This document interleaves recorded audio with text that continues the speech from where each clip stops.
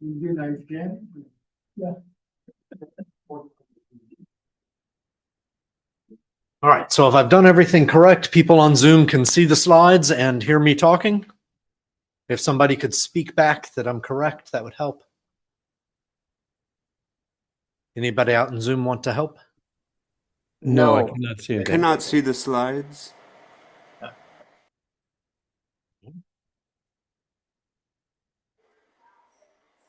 Fair enough.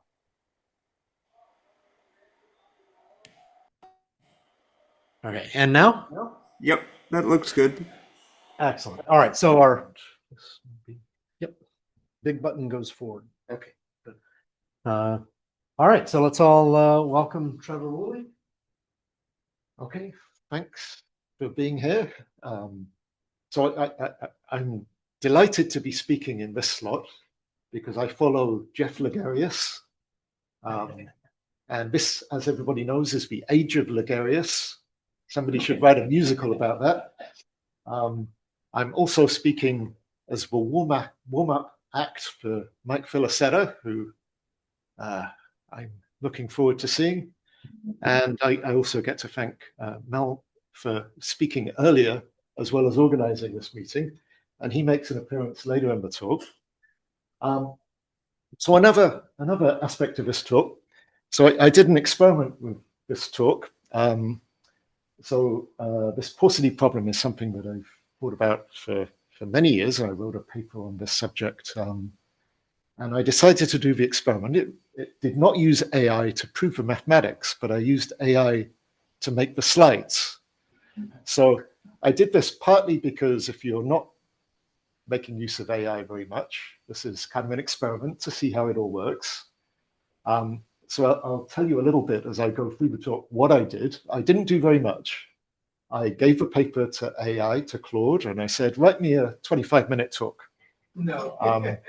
And then Mel gave me a 50-minute slot. So I had to say, grab that, write me a 50-minute talk. And in, I don't know, 20 minutes, it produced slides which are not quite the same as this. I did actually make some changes, and I'll tell you about that. But certainly the total amount of time invested was maybe an hour and a half to produce the slides. Okay, so this is something that you can imagine using. It's not quite as I would have written it, for sure, but I had a free access to the $200 version of Claude for 3 months, thanks to AIM. So anyway, so here we go. So this is the talk. So Claude likes to organize things, so I wouldn't normally put up the contents in quite this way, but we'll talk about the problem that's the central part of this talk, and I'll try to explain what's going on. This makes more sense actually once you've seen the talk, so I don't really want to dwell on this, but let's get to the problem. So the first thing I changed in the talk was the paper did not include all of the background that I wanted to explain. So I wrote down some extra notes on one sheet of paper. I took a photo with my phone and scanned it, and then asked Claude to add some extra information based on the scan. And it interpreted the scan and produced the Beamer slides for me to add in. It modified the talk. So here we go. So the next 2 slides. Yeah. So you could modify it. I could, yes, but I decided to scan. I just used handwriting. I scanned the notes, and so here we are. Anyway, so the origin of the word paucity actually is work of Wooley, which in turn was actually based on earlier work of Eros.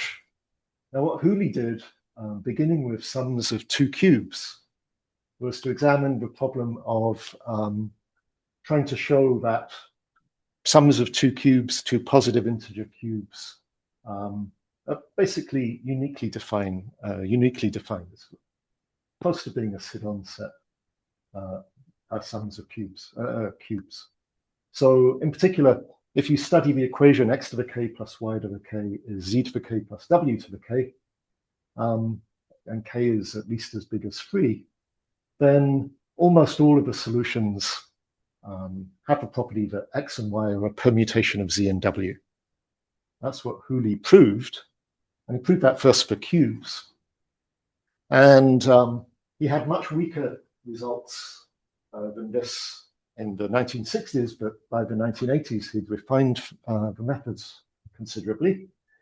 So what Wooley was able to show was that if you subtract this diagonal contribution, where X and Y is a permutation of Z and W, and you take a statistical point of view, so you look in a large box of size B, then once you remove the diagonal solutions, the number of non-diagonal solutions grows more slowly.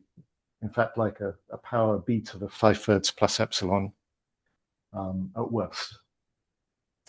So, so his initial work, you say the log power, and then he had follow-up work in the 80s for odd powers, for cubes, and then odd powers, and then even for even powers in the 90s, the late 90s. And I started thinking about these problems in the early 1990s, not so many years after I first met Mel. And I had some work with Chris Skinner, which improved on this exponent 5/3 when k is, I don't know, 5 or 6 or something or more. And I wanted a phrase, because I was working on other problems related to this, which sort of summarized this phenomenon. So I came up with this word paucity for describing the phenomenon. So there's a paucity of non-diagonal solutions in these problems. Most of them are diagonal. I was inspired by the word paucity because Richard Hall actually had all this work on propinquity of divisors, and I thought that was a great word, and also a very succinct summary of what he was interested in. So I suggested the word paucity, and he told me this phrase will never catch on. You should give that up. So I've tried to promote it by writing, I don't know, 20 or 30 papers on paucity problems. So I'm doing my bit. Anyway, okay, so here we go. So what else in this sort of setting? So you can refine these estimates, and there's a sequence of papers. So Wooley's paper actually came after this work of Skinner and myself.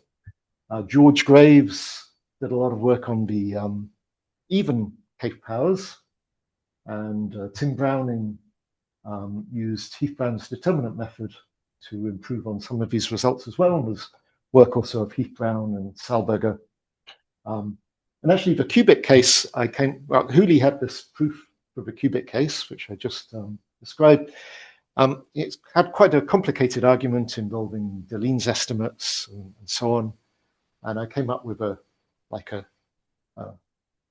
well, it was a 2-page paper which did the same thing using binary quadratic forms, which I talked about at some conference, and Mel was very impressed by this, evidently, and hence there was, in one of his books, I noticed there was a Wooley paper that appeared, a Wooley theorem, sorry, that appeared. I've never collaborated with Wooley, but anyway, that's Mel's claim to fame on that particular theorem. He coined that name for it. Anyway, so there were various other results of this kind. Sorry? It was an irresistible name. Thank you. Yeah, I mean, it was, yes. So you can generalize this kind of thing to sums of more than 2 cave powers. If k is very big, that again uses Heath-Brown determinant method technology. And then really what brings me to the subject of this talk, systems of equations. And I got into this, there was a paper by Heath-Brown which made use of this particular counting function. So here I have a simultaneous pair of equations, cubic and linear, in 6 variables. And I had this work with Vaughan in the mid-90s where we showed that almost all of the solutions of this pair of equations are diagonal. And in fact, we were able to get the exact order of the number of non-diagonal solutions, both like b squared log b to the 5th. And that was subsequently refined to an asymptotic formula for that non-diagonal contribution by de la Bretèche in 2007. Okay, So let's get beyond my handwritten notes here. Okay, so what did Claude come up with for the talk? Right. So what I'm interested in is this system of equations of odd degree. So I have 2k plus 2 variables here and k equations. And if you start thinking about this kind of problem, it's essentially a kind of a Bazoo argument, but if you have only 2k variables and k equations, then the solutions of these kinds of systems are basically diagonal. They're almost all of the solutions essentially lie on linear spaces in the obvious way. So 2k plus 2 variables is kind of one of the most basic interesting cases where we don't really understand what's going on. And this previous example we had with cubic and linear equations is kind of the simplest non-trivial example. So I guess in the paper I had this line that Claude was evidently very impressed by, that k equals 1 is 2 maintained to detain us. So we assume that k is at least 2 throughout. Well, k equals 1 is linear equations, so of course that's too mundane. But anyway, thanks, Claude. So we're interested in what happens really when k is at least 2, maybe 3 or more is really the most interesting case, because k equals 2 is already handled by this work with Vaughan. Okay, so we have odd powers, and that's important. And I've phrased the problem in this way. So all of the coefficients are positive there, because I'm going to be interested in what happens if you have positive or negative values of the zi. And because all the equations are odd, that means that I can rearrange that if I like to specialize to a nice symmetric pair of equations. It's kind of the same story. Okay, and I could restrict the variables there to be positive if I want. It's a subcase of the other problem. Okay, so what's going on? So this paucity heuristic, Claude decides to say. Well, okay, so the idea is that almost all of the solutions should be diagonal or living on obvious linear spaces. And it's the non-diagonal ones which we expect to have smaller order of growth. In fact, if k is big enough, you kind of expect that there aren't going to be any non-diagonal solutions at all. So this is an approximation to that setting. Okay, and I'm not sure what Claude was really going for with the contrasting with the Vinogradov counts, but maybe we'll discover later on. I kind of thought that was a bit strange. Never mind. Okay, so this is connected with this problem I mentioned earlier, this Heath-Brown, something studied by Heath-Brown. It was actually studied earlier by Hua, amongst other people. And when Heath-Brown was writing in the late 1980s, he could have used Hua's work to prove what he needed, but I don't think he was aware that it's in Hua's book on additive prime number theory. And Bourgain, a few years later, also made use of estimates for this problem, and also seemed to be unaware of either Heath-Brown's work or Hua's work. So this is something which is forgotten many times in the literature, clearly. Okay, so what am I going to be interested in? I want to go beyond this cubic case. Let me first point out that this system of equations which we had, maybe if I just go back to remind you, this system of equations 1.1.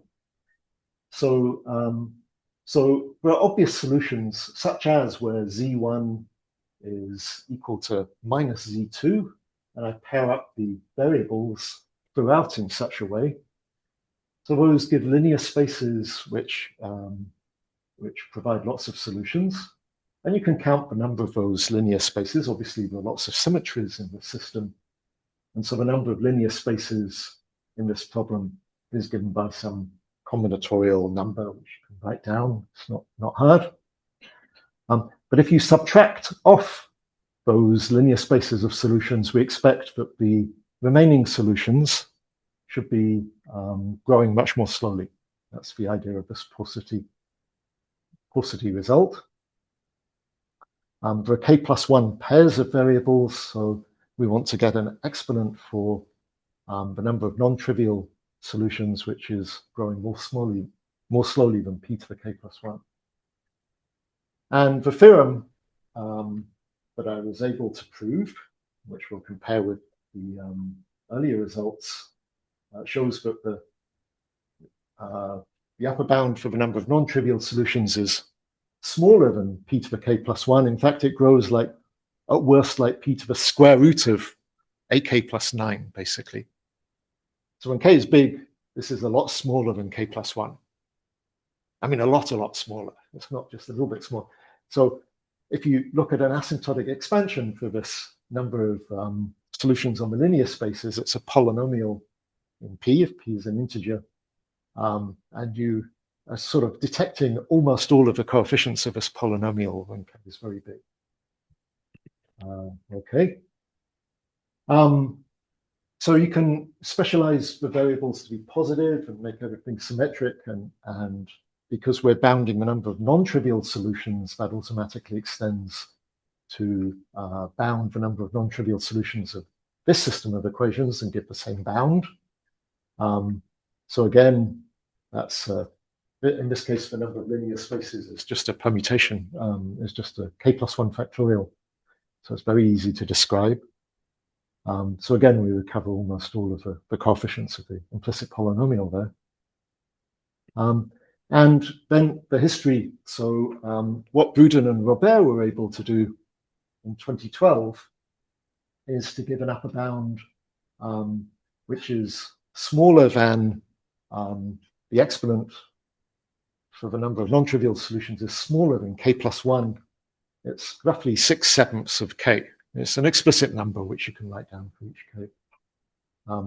So clearly the square root of 8k+9 is much smaller for large values of k.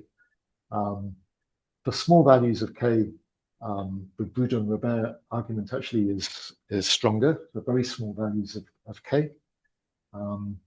But certainly for large k, it's a substantial improvement. And we'll see what goes into their method a little bit, at least, when I explain the argument which gives the square root of 8k+9. So it's a little bit attractive in terms of polynomial identities. Okay, so Claude is an experimental scientist. Claude really likes computing numerical data and telling you about its computations and what it conjectures about those computations. So it decided it wanted to have a table which explained why square root of 8k+9 is smaller than 6/7 of k when k is large. So there you go. We're all illuminated by that, aren't we? Okay, good. Okay, we're happy. Strategy, right. I also get a whole slide for a subheading. It's good. Okay, so there's a connection with methods which I used with Vaughan to study Vinogrado's mean value theorem in this the analogous situation. So if I have a system of k equations of degrees which are consecutive integers from 1 up to k, again with 2k+2 variables, there's a very similar bound which we obtained back in the late 1990s, a millennium ago. It feels that way. And again, you get this very nice sort of square root dependence in the exponent for the number of non-trivial solutions. And I'll try to explain why there's a connection between the ideas in just a moment.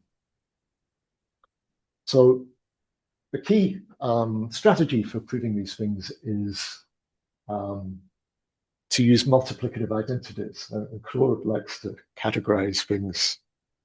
I wouldn't do that, but we'll see all that happening in real time. So we're coming up with polynomial identities. I want to simplify those and then relate what is really a parameterization of the solution set in terms of the solution to the original problem. Okay, so what about these multiplicative identities? And this is the fun part. So I have these polynomials which are sums of odd powers of variables x1 up to xk minus 1. So these polynomials t sub j, which I'm writing down, have k minus 1 variables. Eventually, we're dealing with k plus 1 variables or even 2k plus 2 variables. So this is something that we're playing around with for the moment. And I've got k different polynomials there. So if you learnt your very basic algebra properly, you know that these polynomials have to be algebraically dependent. They all live in a field, Q adjoin x1 up to xk minus 1, which has transcendence degree k minus 1. I've got k polynomials here. They have to be algebraically dependent. So we know there is a polynomial, upsilon, I've called it, which when you evaluate this polynomial on t1 up to tk, it vanishes. It's a non-trivial polynomial. So the interesting thing for us is that we can actually control its degree very precisely. So it turns out that the weighted degree of this polynomial is exactly k times k plus 1 over 2. And by weighted degree, I mean that you count t sub j with weight 2j minus 1. So whenever you see t sub j inside that polynomial, it sort of corresponds to one of the wj's, doesn't it? I should count that any term which occurs with that in that variable with weight 2j minus 1. Okay, so that tells me very precisely what the degree, the formal degree, if you like, of upsilon of t1 up to tk is if I just evaluate the polynomial and look at all the monomials which occur in the giant expansion there. That's k times k plus 1 over 2. And the reason that's interesting is that if I now look at the analogous polynomials in k plus 1 variables instead of k minus 1 variables, these are not automatically algebraically dependent anymore because I've got k plus 1 variables and only k of those polynomials. But if I evaluate the tau's with this giant polynomial upsilon,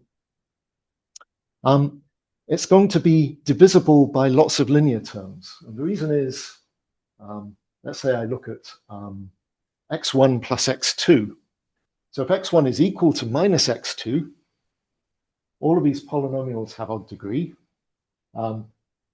If x1 is equal to minus x2, then x1 and x2 disappear from these polynomials tau j, and they look like tj's now. I've got only k minus 1 variables. So the evaluation of upsilon of tau 1 up to tau k, if x1 is equal to minus x2, is going to be 0. So x1 plus x2 has to divide this polynomial. And the same is true no matter what choice of xi and xj I take. Xi plus xj has to divide that object.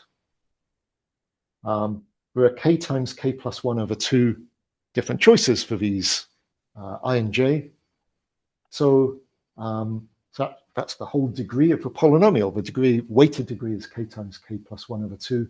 So I have the factorization of this polynomial up to some coefficient c, which I'm not worried about. It's just some number. So, so the very nice observation is that we've got this magic polynomial upsilon, which when I evaluate on tau 1 up to tau k, gives me this complete product of linear polynomials. It's nice. I mean, if that can be known, one should know it, right? So it's one of those kind of results. Okay, so what do we do with that? Well, now that's connected with strategies that have been used earlier in thinking about these paucity problems, in fact. But the number of linear factors, although it looks great, you've got all these linear factors, but only k plus 1 variables there. And the number of linear factors is growing quadratically with k, which is kind of scary because if you were to just assign values for each of these pairs of variables, that's way bigger than the number of solutions of a whole system. So it's actually kind of hard to exploit that beautiful result without doing some more work.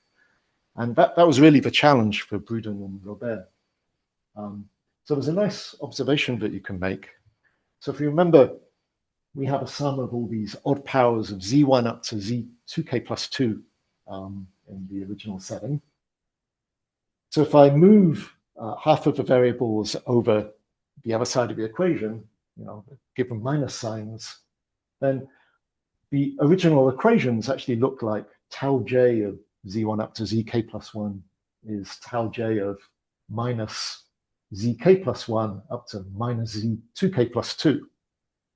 Well, I've relabeled the variables a little by calling zi prime zk plus 1 plus I to make things look a bit more symmetrical. But if I apply that polynomial identity I just had, I can apply upsilon to both tau j of z and tau j of minus z primed. I get a nice product formulation, so product of all the zi plus zij's on the left-hand side, and up to some choice of minus sign there, a similar expression involving the zi primes.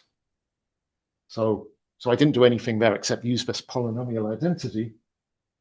And I've sort of cunningly divided up the product by isolating everything with z1 and z1 primed for reasons which you have to guess at, but I know. Okay, so the reason is that I can play all kinds of games with this identity. Everything is massively symmetric, isn't it? z1 up to z2k plus 2, you can permute everything and it's still the same polynomials. So let's just interchange z1 and z1 primed. I'm allowed to do that. I've also got a polynomial identity which is satisfied by those variables. Just wrote it down. And you notice here that these products, which people in the Zoom world can't see me pointing at the product over I and j between 2 and k plus 1 in both of these expressions. That's because I'm supposed to use here we go. These products, okay, got it, guys? And these products are the same in all these expressions. So if I divide these two lines by each other in the obvious way, but that makes sense, then, and multiply up, let me just, if I divide, then I've got a z1 prime plus zl, z1 prime plus zl in the denominator maybe, and z1 plus zl in the numerator. So I should multiply everything up to get everything on one line. So if I do that, then what happens is I get a product of z1 plus zl's and z1 primed plus zl primed, and z1 prime plus zl and z1 plus zl primed. So what I've done here is I've actually sort of massively simplified the linear relations. I started off with a quadratic in k number of linear factors, and what we've got here now is just a linear in k number of factors, which is much more promising.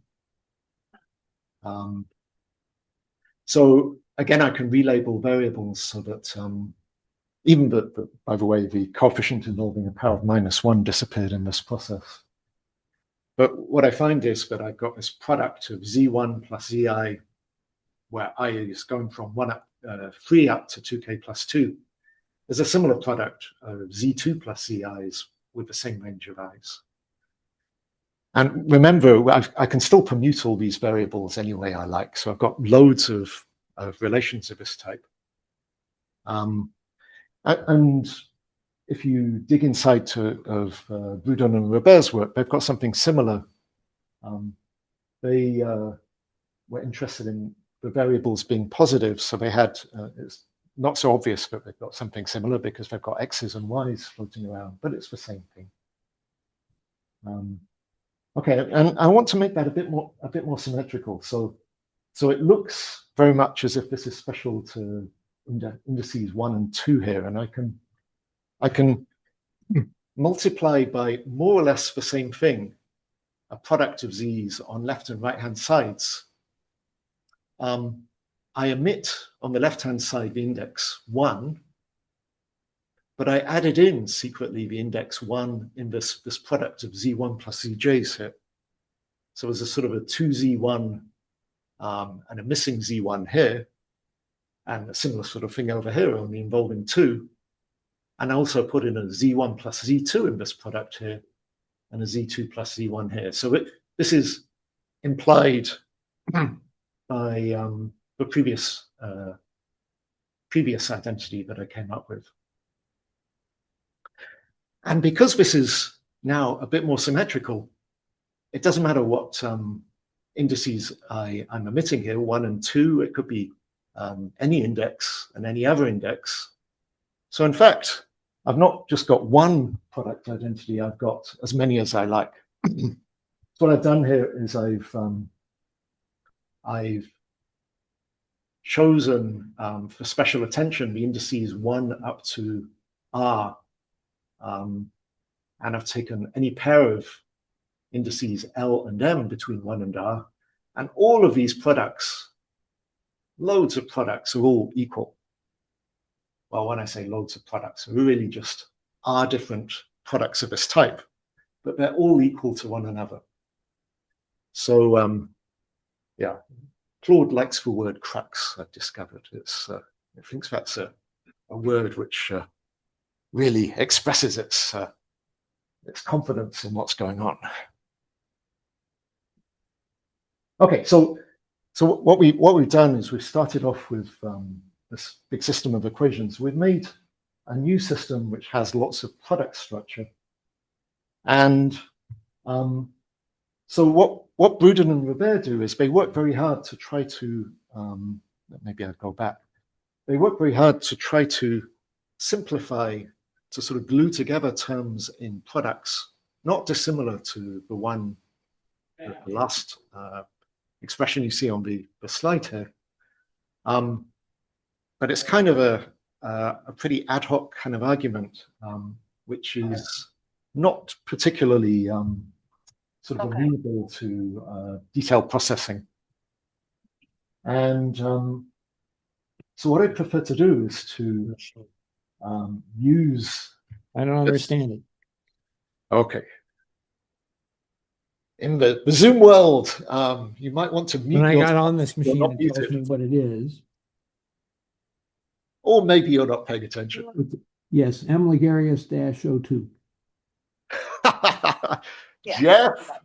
Okay, that's missing. That's missing software called Tech Shop, which is not in your managed software thing. They erased it when they rebooted Mac. Okay. Thanks. Sure. Brilliant. Okay, so as I said, what I prefer to do is to really exploit this multiplicative structure, and this is the connection with this work with Vaughan involving Vinogrado a long time ago. So I'm going to relabel. There's going to be one integer which involves z1 up to zr. It's kind of all the stuff that secretly I'm going to assign. You'll see that in a moment. So that's all these products of z's times any of these zm plus zj's where zm and zj are at most as, sorry, m and j are most as big as r. So you should think of those as being something we're going to fix in a moment. And then the remaining terms in this product, and there are 2k plus 2 minus r different factors, I'm going to assign a new variable to that. So that's u sub lm. So these are all integers. And then this expression which I had on the previous transparency, I guess it's 2.7. You could call it that. That's a unique equation number. Thanks, Claude. So you can rewrite that giant expression as just all of these products being mutually equal. Now, there's still maybe something like 2k different terms that appear here, and I'm sort of labeling them with L and M and L. M is at most R, but L is going up to almost 2K.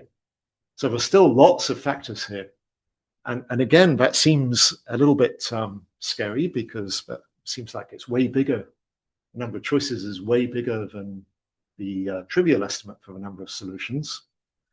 But the lesson from the work I had with Vaughan is that if you parameterize all these solutions, there's a sort of dimensionality argument which saves you.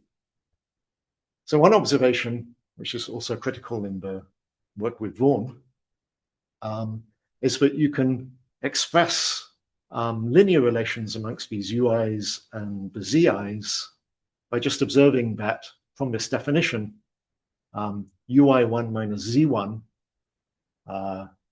is equal to UI2 minus Z2, and so on. So UI1 minus Z1 is ZI, I suppose. And UI2 minus Z2 is also ZI. So all of these things are equal. And so what we have here is a giant products of lots of linear terms, lots of integers, all equal to each other. You can imagine taking common factors between these variables and exploiting an explicit representation. And then those are constrained by a large system of linear equations. Okay, so that's what we're going to examine now. I have no idea what time. Okay, so moving ahead, right? So all of these linear, all of these UIJs are between 1 and 2p. I can assume that none of them are 0, which we'll come back to. I mean, if any of them are 0, in fact, all of the variables lie on a linear space, and those are the ones which are excluded by looking for the non-diagonal solutions. So what we're going to do is we're going to count up all these U sub ij's for a fixed choice of Z1 up to ZR. So that fixed choice of Z1 up to ZR fixes the U0 j's. Those are things that only depend on the first several choices. And we're going to be bounding the number of choices for everything else. So I'm going to impose a couple of conditions here. So the z's are going to be non-zero in particular, and also ZL squared is not equal to ZM squared. So that gets rid of the linear spaces of solutions. So I had a little argument which tells you about that, which we'll come to, but I'll gloss over that in the interest of time. So what we're going to show is that the number of solutions, number of non-trivial solutions, is bounded above by p to the r minus 1. R is some choice that we make of parameters, plus p to the r times c sub k of p, where c sub k of p is the largest that for a fixed choice of z1 up to zr this counting function gets. So it's counting a number of solutions of this series of product equations and the linear equations here. So there are 3 types of solutions. One where ZL plus ZM is 0 for some choice of L and M. And in fact, that just forces everything to be diagonal. There may be fewer than R distinct choices of Z1 up to Z2K plus 2. And that's where this P to the R minus 1 term comes from. That's just counting, isn't it? Or maybe you avoid both of those situations, and that's the interesting case. So as I said, in these first 2 cases, those are simple to deal with, and I won't dwell on that. So the generic situation, where we avoid those special situations, that's where we have to work, and that's where we use for parameterization of the solutions. So the fact that all of these products are equal, all these U sub ij's, means that I can take common factors between the variables which are occurring in those products. So remember, there are different products. So by common factors, I mean I'm taking a common factor between various of the UIJs in each of these R different expressions. So that's a little bit challenging notationally, and you have to write down an algorithm which actually gives you a unique choice for these GCDs which are going to occur. And that's not easy to absorb in 10 seconds. But trust me, you can index choices for all of these GCDs which occur. That's this vector I here on alpha. And you can successively define GCDs in such a way that you exhaust each of the ULMs which you see and writes down this giant parameterization as a product of common factors for all of these variables. So once you do that, the UIJs turn into a product of these alpha i's, which I've defined in this way. And these variables, alpha, satisfy various conditions. So we should imagine this alpha, I've called it alpha tilde here, with index 0. That's already fixed by the choice of Z1 up to ZR. And the remaining ones are all at most 2p in size. The products of all these alpha i's are at most 2p in size. So the total number of choices for all of these things is not too big. So we have to somehow count this all. And this is where dimensionality comes into play. So if you take a product of every single one of these alpha i's across all the products, then this is at most as big as something of order p to the 2k plus 2 minus r, something which grows not quite as rapidly as p to the 2k. And what I'm going to do, this alpha sub p is defined in a way where it's if you think of this sort of multi-dimensional array of indices here, what I'm really doing is kind of looking at some kind of, it's not really a simplex polytope, but it's roughly speaking a simplex polytope of indices. So I'm dividing this up into R choices of where the largest of the indices sits. And so there's one choice of this combination of indices, which is at most as big as 2p to the kappa is 2k plus 2 minus r divided by r choices, so one of them can't be too big. And then it turns out that if you try to count all of the choices for the alpha i's for the remaining, in terms of a fixed choice for this distinguished A sub p, this distinguished choice of these indices, then basically there are just p to the epsilon choices for all of the other alphas, and then p to the r choices for z1 up to zr. And that takes a little bit of work, but it's not so hard to do. I give a sketch of that, I think, presently. So again, I don't think this is so easy to really assimilate in a short space of time, but roughly speaking, what happens is you're comparing two of these alpha tilde variables, alpha tilde tm and alpha tilde t1, say. And thanks to the fact that the u's minus zi are all the same, we have this linear system of equations. The difference between these is fixed now once z1 up to zr are fixed. It's zm minus z1. It's a non-zero integer. And so all of the factors in these alpha tilde products, which are common to both, there's just a divisor function number of choices in terms of zm minus z1. So there's a whole slew of, in this giant products, whole slew of variables which are already determined up to p to the epsilon by zm minus z1. And so what you can do is inductively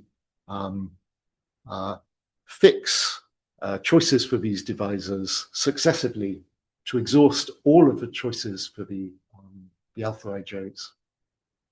And so we're just p to the epsilon choices overall. So, you know, this, this was kind of a little bit unexpected in the sense that the number of choices for all of the variables here is much bigger than p to the k plus 1. It's more like p to the 2k plus 2.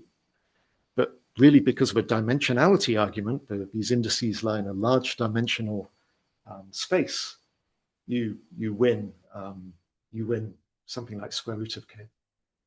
So that's quite enough to produce the result. So if you glue that all together, which I think I did there, did I? Well, okay. The exponent that you find for the number of off-diagonal solutions is this 2k plus 2 over r. 2k is really 2k plus 2 plus, minus r over r plus r in the exponent. So roughly speaking, r plus 2k plus 2 over r.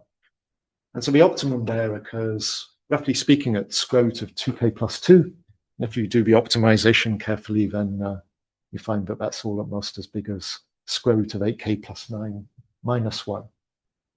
And there, the choice of r is growing like square root of k, roughly speaking. So this large dimensional space of indices, what we're seeing, is really very big indeed. Okay, and I think, do I have to have 3 minutes? Is that? 3 minutes plus a 10-minute break. 3 minutes. 3 minutes. Okay. So you can mess around with this idea a little bit. So one thing you might be interested in, and you might think it's harder for there to be solutions if I replace all of the variables xi and yi by def powers, where d is bigger than 1. And it should be, of course it should be, but you know, proving that is not something that I know how to do in general. I don't think Claude probably knows how to do that either. But using the same methodology, you can sort of bury this inside the parameterizations, and it's quite easy to show that you get a similar kind of result, where the number of non-trivial solutions now might be growing as rapidly as roughly square root of 8dk. So as d increases, you're getting worse results, but d can be almost as big as k, and it's still non-trivial. If d is really very big, more like k squared, I think, then you can use Heath-bound determinant method idea. That's something that I did with Selberger a while ago, and then you would recover a paucity result. So sort of a gap in this choice of d for when you're able to prove these paucity results. You can refine this method a little bit, so you can be a bit more careful about what goes on with these parameterizations, because some of the variables are not really used. And if you do that, you refine the result very slightly. Asymptotically, this is of no consequence at all, as when k is very big. But for small values of k, it squeezes out a bit more from the methods. And then you can try to do better by making various assumptions. So the indices L and M going up to R are not used very well. We just fixed choices of variables there, and you might imagine that those could be exploited better. If you play around with ideas, plausible ideas for saying more about those initial variables, then you can squeeze a bit more out of this if it were provable, but it doesn't really make a big difference in what goes on. It's still the case that the exponent that you get is growing like a constant square root of k, and under the most optimistic scenario, maybe cube root of k.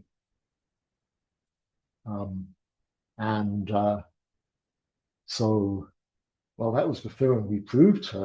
Well done, Claude, for remembering that. Claude likes the word engine. That's how it likes to describe proofs. Okay. The optimization, well, that's child's play, so I don't think that's a big deal, but there are definitely some generalizations which we briefly mentioned there. So I guess the open problems in this making improvements for small values of k and improving the order of growth of this exponent for large values of k.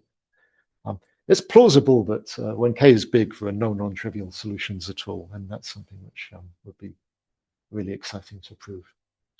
Okay, so Claude put the grant funding at the end of the slide, and thank you. Okay.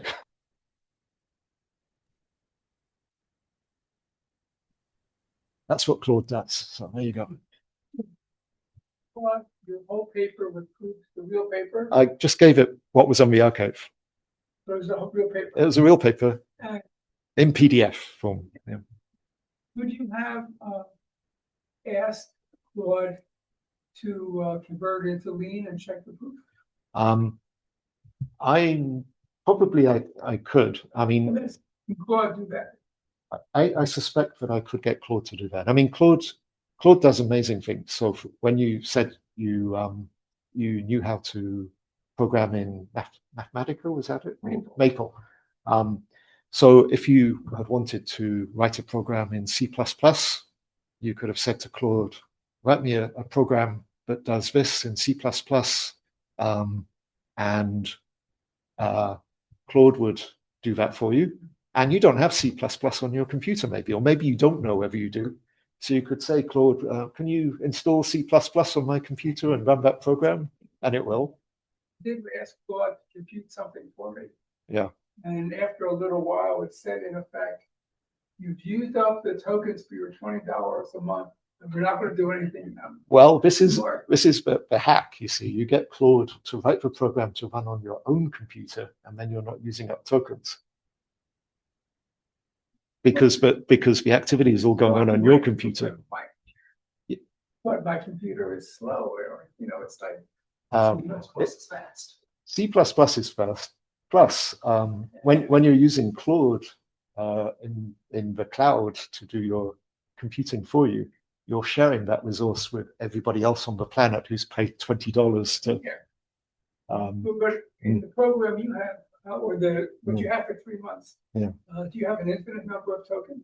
No, you still don't have an infinite number. But I worked as part of this AIM workshop. I worked intensively with Claude, as intensively as I could for a week, and I used up something like 35% of my available tokens in that time. And that's because I'm dumb, because the pros will run many different jobs at the same time. And so in that way, you could actually use up your tokens. You weren't asked it to do this kind of sort of drudge work. You were actually asked trying to get it to prove something for you. Yeah, and this kind of drudge work is not cost-free in some sense. I mean, it does actually use tokens, but did Claude actually prove something that you had not previously? Yeah. So it's useful. It's useful. I mean, it really is. I mean, the AI systems are also dumb as well. I mean, so we just got at Purdue the corporate version of Gemini. I forget what they call it. I mean, it's what you get where the corporation Purdue pays for it, and you kind of have unlimited up to whatever the corporate body gets. And God, Gemini is pretty bad at claiming things which are not true compared to Claude. Yeah, it's quite quick at claiming things, but it's also very bad. But having said that, I mean, it was another project that I was working on where I wanted polynomial identities, which looked hopeless to me to prove by hand. And I used a pretty low-level AI from Microsoft Copilot, sort of, that I had available to me, and it claimed all kinds of things that were definitely false. I could prove they're false using ideas from what we saw here, but on the other hand, it came up with these bizarre strategies which I could actually make work. And so I got to prove my identities because it had these crazy ideas that were relevant, and I didn't realize they were relevant before. Do you find that people would believe a proof was correct if Lean said it was correct? We weren't Lean checking everything that we did at the workshop. So Must have been some discussion. there's some discussion. I mean, I think it was a generational thing. So I think many young people It's called. believe that if Lean says something's correct, it's correct. I'm a skeptic because I know that, well, okay, I'm not claiming this as law, but whatever is Lean verified depends on all of the inputs that went into making Lean robust. And that's only as good as the people involved in the correct definitions, everything else. So I view Lean as being a bit like maybe having a dependable co-author who you really trust check something. You know, maybe it's 95% probable it's correct, or maybe even 99% it's correct, but I don't believe it's really a fundamentally correct. Graham was really interested in me about a month ago, maybe less. A book was published on the history of me. Only a couple of years old, but the book was published, very good book. And I sat down and I read through it in like 2 days. It's by one of the people who, the staff writer for Quantum Magazine, which is great. But it's a very good book. I forget the title of it. So how about you? When Lean says something is true, do you believe it? No, I don't believe it unless I only believe it if I understand the proof. Yeah. But that's just my geriatric approach to these things, right? But, I mean, Because it's not true, do you discount it then? no, if Lee says it's not true, I'm sure it's not true. I mean, I think Lee is very reliable, but psychologically, if I don't understand the proof, I don't believe it. It's encoding the proof in a funny way. I mean, it's encoding it.